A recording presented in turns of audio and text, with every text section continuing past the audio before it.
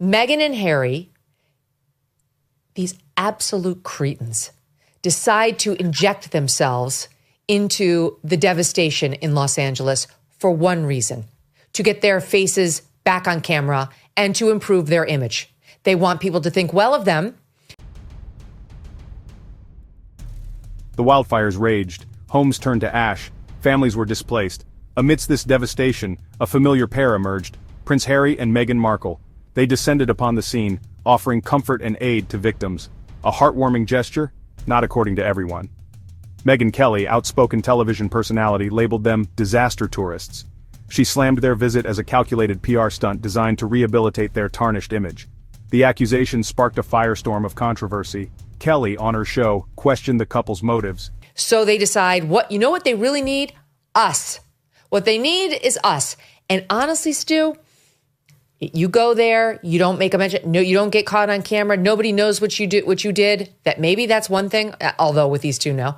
But no, they made sure that they got on camera. They made sure that their names got in the press. And that was the name of the game. First of all, I got one other thing. When you're actually a member of the royal family, Harry and the British population answers to you, sort of, they're your subjects. Maybe they do need to see you during times of tragedy. You're in America now, and we don't give a shit about you. You're not our fucking prince. You'll never be king. We hate your wife. Stay at home in your $29 million mansion, all right? Stop getting off on the trauma porn of real suffering in Los Angeles. It's ridiculous. It's offensive. And don't take my word for it. Go and follow the X feed of our friend Justine Bateman, who just went off on these, what did she call them? Disaster opportunists, which is exactly right. Disaster tourists.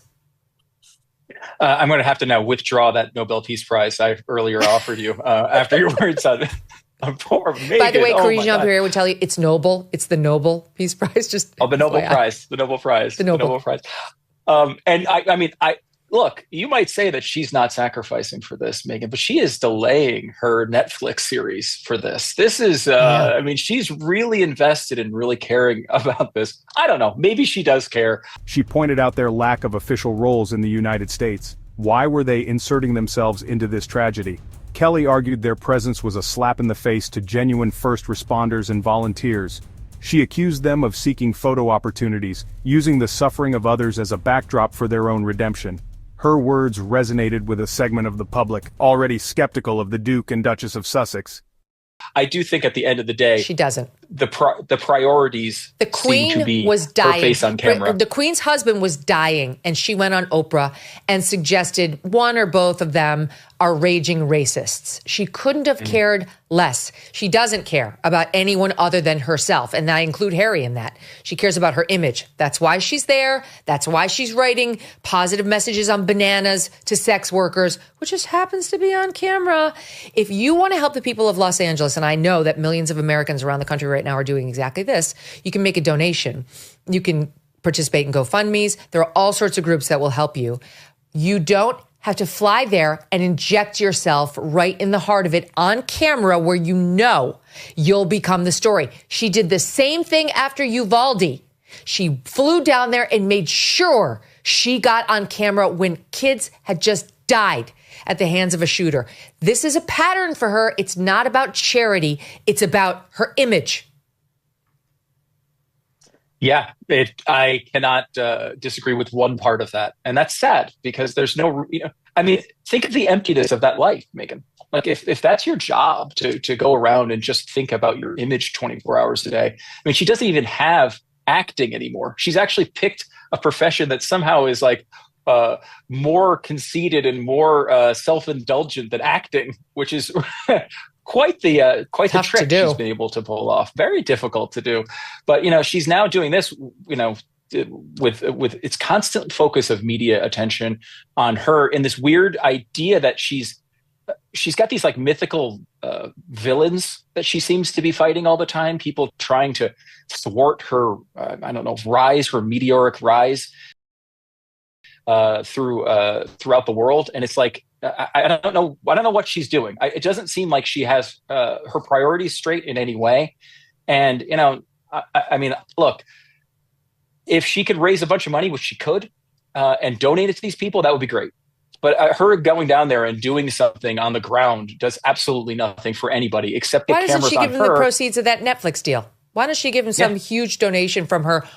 She got $150 million from Netflix and Spotify, and that's what led Bill Simmons to call them grifters, because they did nothing over at Spotify.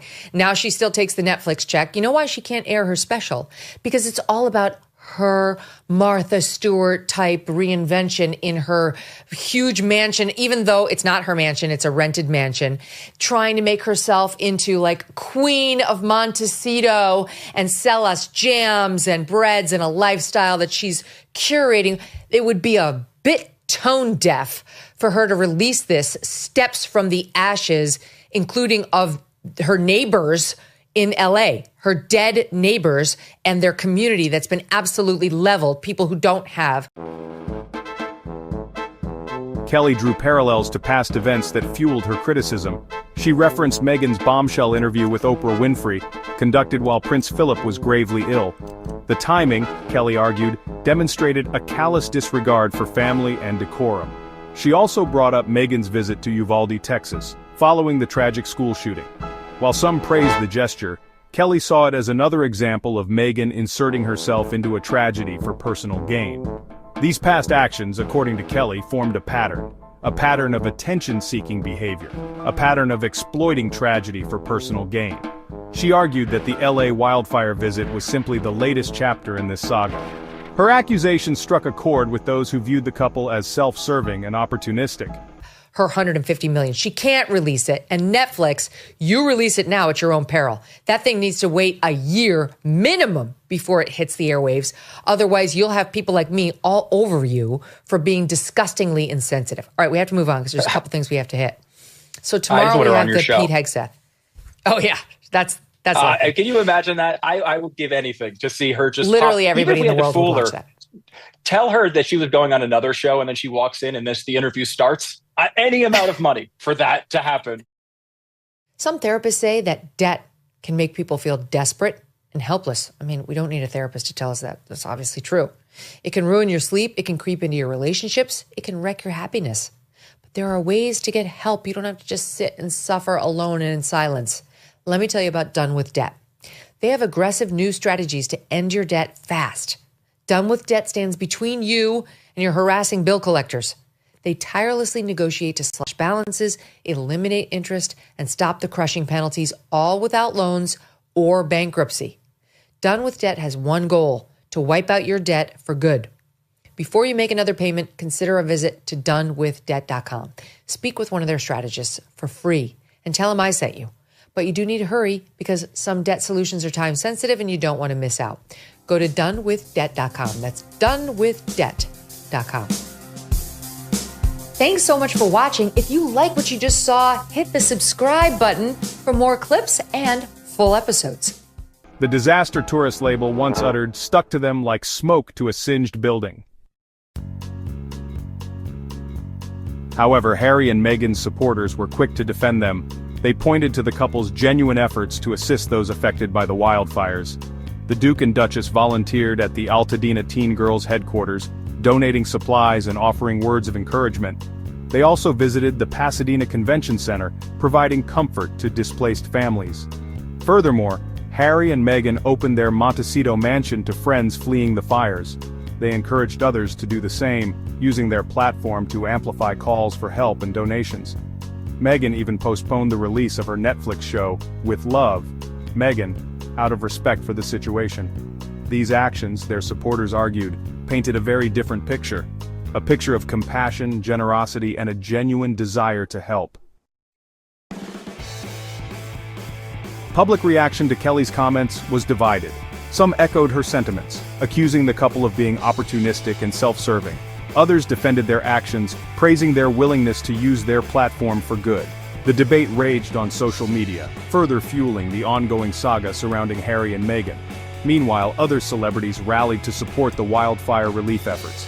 Jennifer Garner, Jessica Alba, and Bethany Frankel organized fundraisers. Jamie Lee Curtis, Beyoncé, Kim Kardashian, and Jennifer Lopez used their social media platforms to raise awareness and encourage donations. Their involvement highlighted the widespread impact of the wildfires and the collective effort to support those affected. Yet, the controversy surrounding Harry and Meghan's visit continued to cast a shadow over the relief efforts. The debate over their intentions and actions remained a hot topic, further cementing their status as one of the most polarizing couples in the world.